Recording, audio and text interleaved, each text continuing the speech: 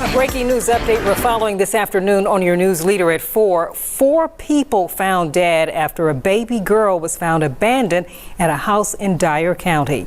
Thank you for joining us. I'm April Thompson. I'm Alex Coleman. We've now learned those victims are Adriana Williams and Matthew Wilson, who are the infant's parents, Courtney Rose and 15-year-old Braden Williams.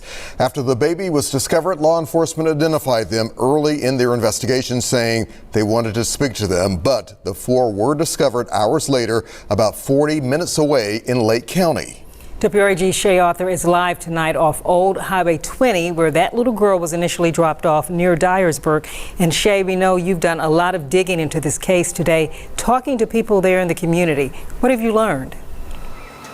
April, Alex, so many emotions on this one. So many people really just left shocked. They're stunned by this news here. Essentially, first, that this child was left abandoned at a home here in this area. And you can see behind me, essentially out here in the middle of farmland. Heartbroken. Her family is now gone. So many people left with questions tonight.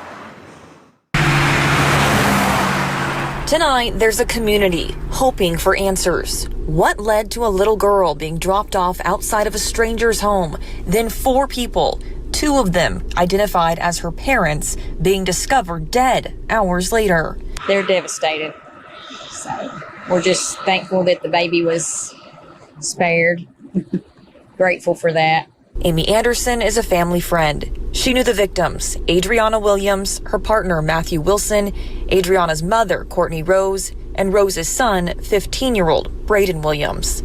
They were really good people. Adriana was the sweetest person. She loved being a mama. She also talked to Matthew's mother about him. He was a wonderful daddy. He loved the baby. And Courtney, she loved her kids. A tragic, complex case. The TBI is heading up the investigation. We knew we were dealing with something more than just your typical homicide, so I knew that we were going to need the expertise of TBI. So far, the agency has released few details, only saying 4 bodies were discovered on Carrington Road in Lake County, about 40 minutes from where the child was initially discovered. You know, just having children of my own, and I have a 2-year-old grandchild, so I could just imagine, you know, how the child felt in this heat. So, you know, immediately your heart goes out to the child, and then once we get the other information, it's you know, a little bit of a shock at that point as to the 2 being related.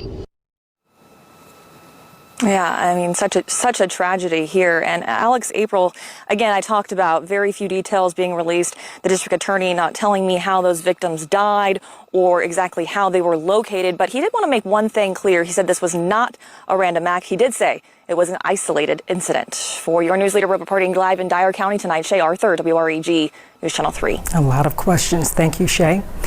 Also,